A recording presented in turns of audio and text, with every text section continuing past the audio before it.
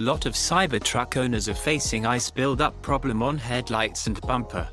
One of the Cybertruck owner installed a prototype contraption of melting snow on bumper. This will prevent the snow from building up and blocking the headlights.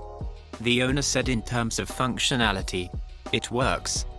The items needed for this are heating cable, car circuit breaker, acrylic double-sided tape and 18-gauge wire. The prototype is 48-volt compatible and can be controlled from the front outlet toggle inside the vehicle. The owner said he will not be responsible or liable for any issues. Also mentions do not keep front outlet on for longer than 5 minutes.